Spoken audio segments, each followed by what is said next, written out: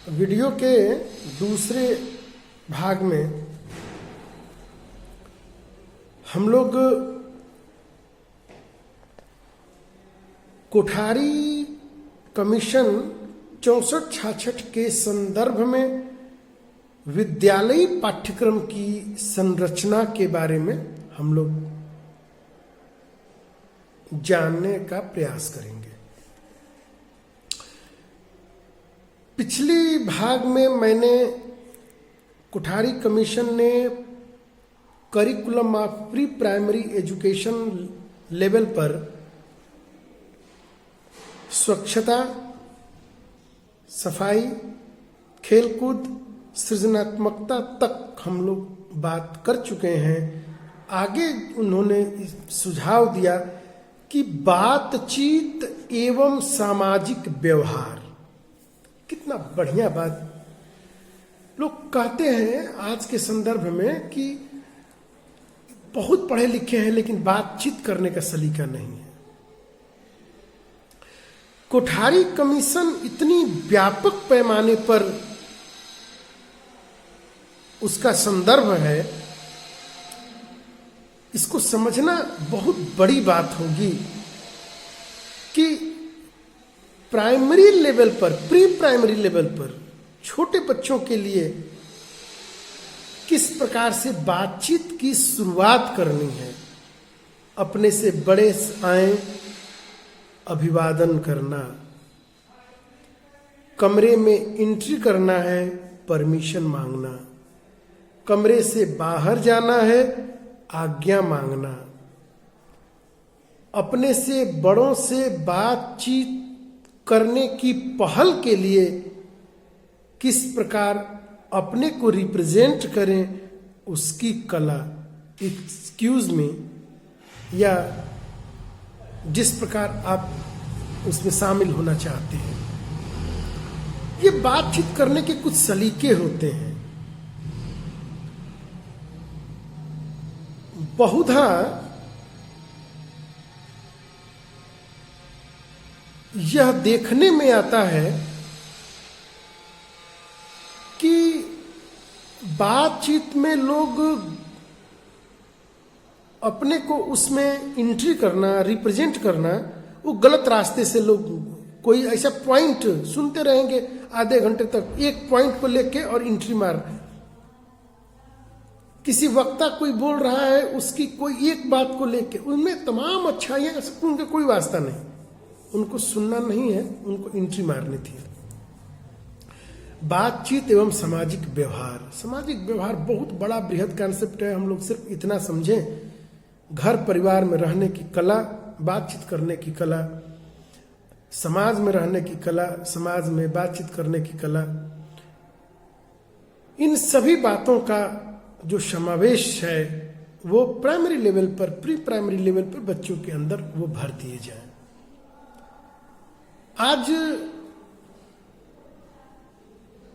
देखने में कितना अच्छा भी लगता है कि जब बच्चे कुछ बोलते हैं तो बोलते हैं एक्सक्यूज मी, कोई व्यवहार गलत हो जाए, सॉरी, आपने कोई चीज दिया, थैंक यू, या वो आपसे कुछ चाहते हैं, प्लीज, ऐसे शब्दों, ये व्यवहार के शब्द है। ये हम अपने को किस प्रकार से सामने वाले से अपने को किस प्रकार इंटरेक्ट कर रहे हैं, कि अपने को किस प्रकार रिप्रेजेंट कर रहे हैं, या बातों का सिलसिला किस प्रकार से रख रहे हैं, ये सामाजिक व्यवहार है। अपने से बड़ों के आने पर, अपने माता पिता, अपने गुरु के आने पर खड़े होकर अभिवादन करना, गुड मॉर्निंग, इस प्रकार के good afternoon, good evening, good night, ये कितने व्यवहार के अच्छे से अच्छा लगता है। रास्ते में चले, अनजाने में किसी से कुछ लग जाए, छू जाए, सॉरी, हम लोग तुरंत वहां पर, ये सामाजिक व्यवहार है।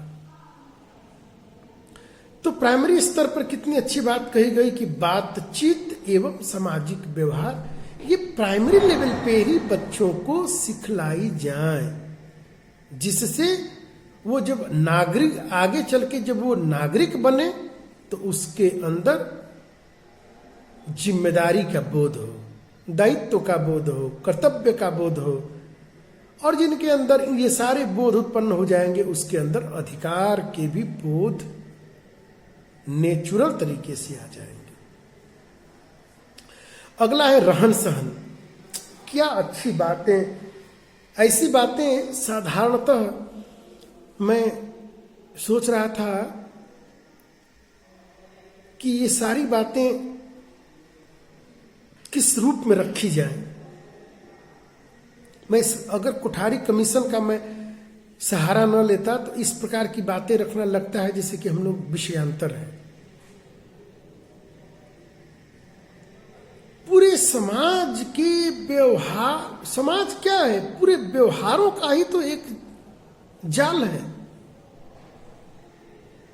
और जो बात समाज के संदर्भ में है उसी को सिखलाई नहीं जाती है। कोठारी कमीशन ने कितनी गहराई से बातों को सोचा, और अब तो ऑनलाइन क्लास, ऑफलाइन क्लास तो मैं कई एग्जाम्पल देता है। अब वीडियो में उस प्रकार की एग्जाम्पल देना थोड़ा सा मन अलाउ नहीं करता है। तो रहन सहन, कहते हैं कि first impression is the last impression. आपके दरवाजे पे कोई व्यक्ति आता है ना, तो हमारी रहन सहन जो होती है ना, वो सामने वाले पर प्रभाव डालती है। किसी के दरवाजे पे गए, साफ सुथरा दरवाजे के बाहर का पोर्शन पूरा धुला हुआ क्लीन, वहां पे कुछ फूल पौधे, क्यारियां बनी हुई हैं, फूल पौधे लगे हुए हैं, कुछ धनात्मक महसूस होता है। घर में एंट्री किए, कितना बढ़िया उपवन, छोटा जगह है।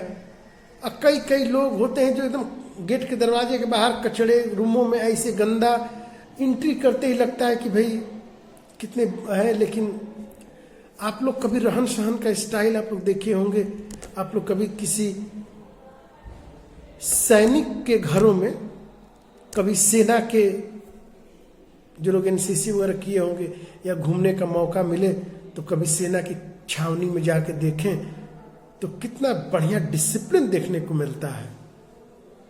आप लोग अभी विद्यालय जो होते हैं, पब्लिक स्कूल, आप पब्लिक स्कूल में एंट्री कीजिए, एंट्री करने के पहले से ही आपको वातावरण मिलने लगता है और ये जान पड़ता है कि यहां पर विद्या का दान होता होगा। तो इस प्रकार की ये रहन सहन एवं खान पान का तरीका, देखिए कितनी अच्छी अच्छी बातें इसमें आई हैं। अब हम तो क्या कितनी व्याख्या करें। खान पान का तरीका,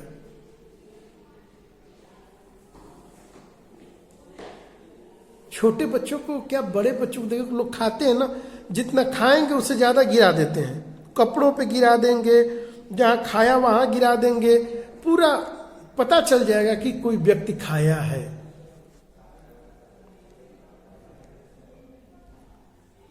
तो खान पान का जो तरीका है वो व्यक्ति को बताता है उसके जीवन का स्तर, उसके सीखने का स्तर, उसके विकास का स्तर। तो कोठारी कमीशन ने प्री प्राइमरी लेवल पे इतनी बातें कही। मैं बहुत तेजी से मैं आगे बढ़ना चाहता हूं। पूर्व प्राथमिक, अब है निम्न प्राथमिक स्तर का पाठ्यक्रम। किस प्रकार, 1-2 क्लास का पाठ्यक्रम किस प्रकार से होना चाहिए जिससे बालक का सर्वांगीण विकास के लिए यह सहायता कर सके। मैंने बोला, पहले बताया था कि आज शिक्षा का प्रारूप सिर्फ इतना है कि वह निर्माण कर सके, परिस्थिति का निर्माण कर सके। आज परिस्थिति का निर्माण सबसे इंपॉर्टेंट है। पहले विद्यार्थी को खाली पात्र समझा जाता था, ज्ञान दिया जाता था। आज शिक्षा ज्ञान निकालने की प्रक्रिया तक पहुंच चुका है। अर्थात इस जो कहते थे ना कि सबके अंदर कुछ ना कुछ ईश्वर दिया है, उस जो ईश्वर ने जो उसके अंदर भरा है उसको निकालना, ये शिक्षा की प्रक्रिया तक हम लोग पहुंच चुके हैं। निम्न प्राथमिक स्तर पर curriculum of lower primary education, इस स्तर पर आयोग ने जो कुछ अनुशंसाएं की हैं, उन अनुशंसाओं को हम लोग पॉइंट वाइज समझने का प्रयास करेंगे। ये जानना, आप लोग इसको थोड़ा मैं समय लूंगा, क्योंकि इसका डायरेक्ट संबंध, अभी एक शब्द में बोलूंगा, डायरेक्ट संबंध दिखेगा आप लोग का। आप लोग पेपर 4 में जो पढ़ते हैं त्रिभाषा सूत्र, उस त्रिभाषा सूत्र में जो पहली जो बात आएगी ना, यहां पे इसका संबंध दिया गया है।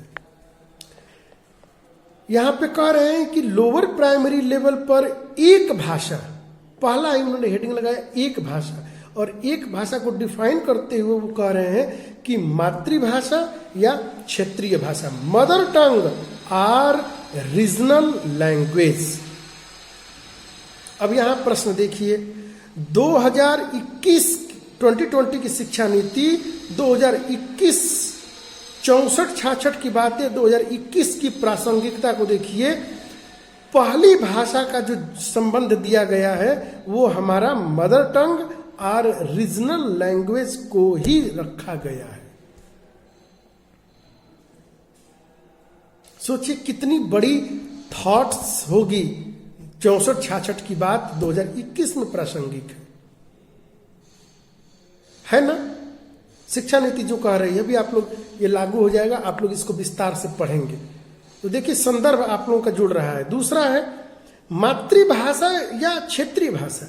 देखिए मातृभाषा का संबंध संकीर्ण अर्थों में कह सकते हैं कि माता की भाषा, लेकिन मातृभाषा वह होती है जो एक बड़े क्षेत्र विशेष में बोली जाती है, वो हमारी हो जाएगी मातृभाषा। चूंकि अलग अलग, जैसे कि हम लोग रांची में हैं, तो रांची के में ही हमें लग रहा है कम से कम 10 प्रकार की भाषा बोली जाती है। तो एक विद्यालय में 10 प्रकार के अगर बच्चे अलग अलग भाषा का बैठ जाएं, और तो 10 अलग अलग टीचर कैसे पढ़ाएंगे।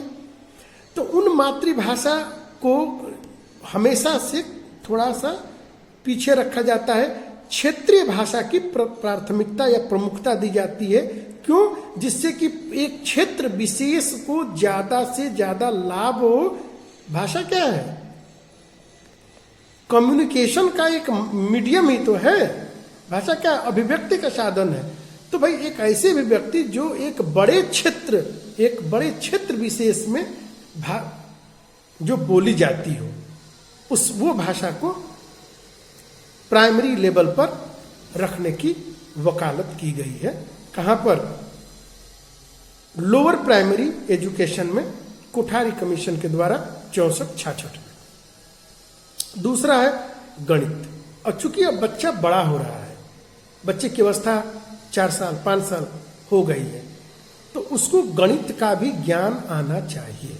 गणित का ज्ञान मतलब संख्याओं का बोध, समय को देख पाना, पैसा रुपया होता है ना, रुपया पैसा गिन लेना, उसकी समझ विकसित हो जाना। दुकान पे गया, टॉफी लिया, 2 रुपए की टॉफी है, 5 रुपए दे के चला आया।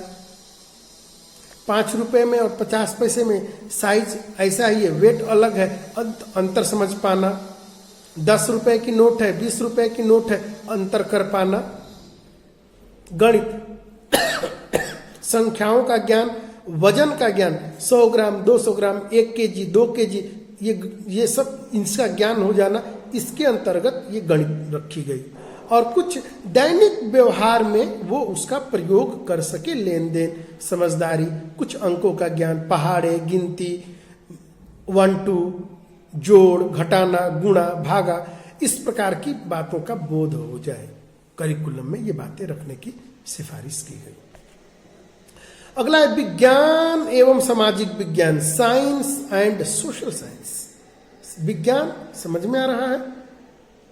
बीएड लेवल से अगर मैं इधर से कहूं तो विज्ञान मतलब किसी भी विषय का क्रमबद्ध, सुसंगठित और सुव्यवस्थित ज्ञान। विज्ञान सामाजिक विज्ञान जो घटना चक्र चलता आया था, है, होगा, ये सब सामाजिक विज्ञान। समाज क्या है, ये पूरी समाज को अगर देखें, मैंने एक शब्द घटना चक्र, ये क्या है, समाज क्या है, समाज बस एक घटना चक्र ही तो है। तो उसका भी ज्ञान विद्यार्थी को धीरे धीरे प्रदान करना चाहिए। इतिहास का ज्ञान, नागरिक शास्त्र का ज्ञान, भूगोल का ज्ञान, अर्थशास्त्र का ज्ञान, ज्योग्राफी का ज्ञान, इन सब का ज्ञान बालक को धीरे धीरे दी जानी चाहिए। दिन कैसे होता है, रात कैसे होती है, तारे, सूर्य, चंद्रमा की गति इत्यादि बातों का बालक को धीरे धीरे बोध और ज्ञान हो जाइए, सिखाना चाहिए।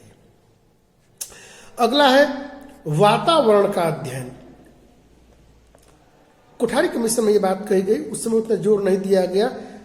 आप कोई भी पात्रता परीक्षा ऐसी नहीं हो जिसमें ईवीएस पर्यावरण का पार्ट, समान नंबर का पर्यावरण का पार्ट न हो। क्यों? आज पर्यावरण के ज्ञान के अभाव में आज पूरी इकोलॉजी सिस्टम बदल गई, पूरी पर्यावरण असंतुलित होने की कगार पे है, जैव विविधता गड़बड़ा गई है। प्रदूषण का स्तर इतना है कि अभी कोविड-19 महामारी, ये प्रदूषण के स्तर का भी बड़ा इसमें रोल है। पूरा विश्व इससे परेशान है, दिल्ली सबसे ज्यादा परेशान रहती है। हवा जहरीली हो गई, क्यों? पर्यावरण का ज्ञान। बर्थडे आया, धूम धड़क्का इतने मचाए, हम अपने पर्यावरण का नुकसान कर गए और उसी श्वास में हम तो काम चला पा रहे हैं, बुजुर्गों के लिए तकलीफ हो रहा है। दम्मा और श्वास की कितनी गंभीर बीमारियां उत्पन्न हो रही हैं पर्यावरण के अभाव में, क्योंकि ये शिक्षा नहीं दी गई। और अन्य विकसित देशों में ये शिक्षा दी गई कि जन्मदिन पर वृक्ष लगाएं, पौधारोपण करें, कुछ और भी नया काम कर सकते हैं। क्या नया काम कर सकते हैं, ये शिक्षा तय करेगी। इसलिए कई विद्वानों ने कहा कि आप बालक को केवल शिक्षित कीजिए, बढ़िया से पढ़ाई लिखाई, वो खुद बताएगा कि हमें क्या करना चाहिए। पिछली बार आप लोगों को पढ़ाते समय मैंने वीडियो शेयर किया था क्लास में कि शादी हुई और अगली सुबह 9 दंपतियों ने आके कहा कि हम लोग रक्तदान करके अपने नव जीवन का शुरुआत करेंगे, किसी की जिंदगी देकर अपने हम नव जीवन का शुरुआत करेंगे।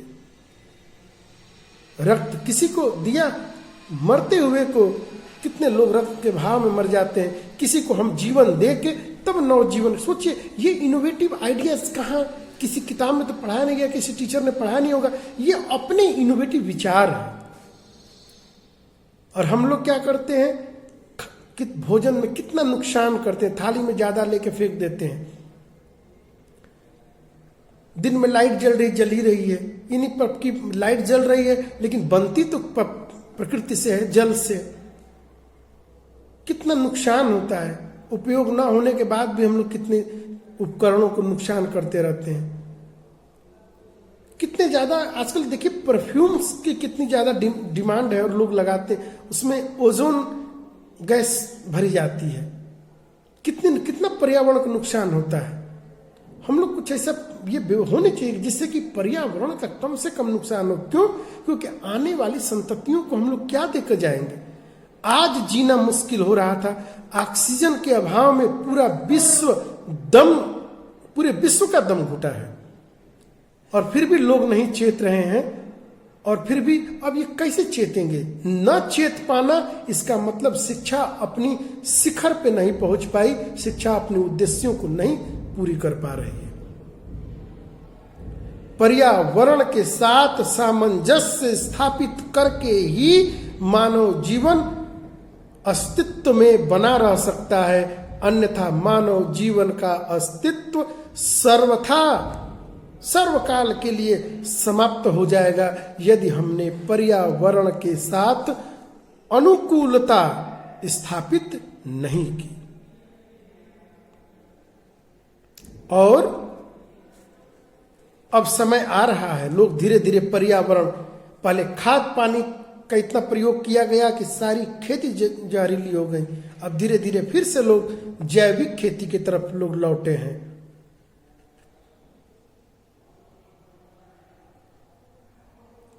अब ये इस पे आप लोग शिक्षक बनेंगे, मैं तो सिर्फ अपनी बात बता रहा हूं जो हम आप लोग सिलेबस कह रही है। आप लोग बच्चों को तैयार करेंगे, अब आपके बच्चों में किस प्रकार के संस्कार भर रहे हैं, ये बात सबसे प्रमुखता रहेगी। वातावरण का अध्ययन। अगला है सृजनात्मक क्रियाएं, क्रिएटिव एक्टिविटीज। आज इसकी बहुत नितांत आवश्यकता है।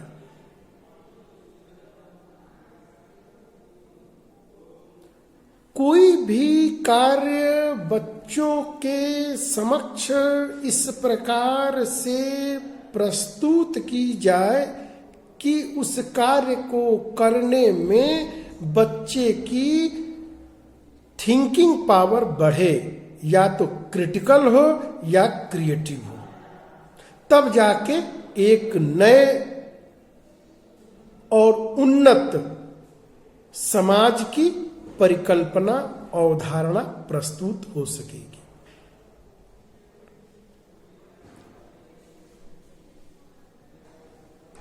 जितने भी वैज्ञानिक आविष्कार हुए वो कोई बहुत मतलब प्रयोगशाला से नहीं आ गए, वो सब एक्टिविटी से आए हैं, सब क्रिएटिव एक्टिविटी से आए हैं। बहुत बड़ा रोल रहा है क्रिएटिव एक्टिविटी का।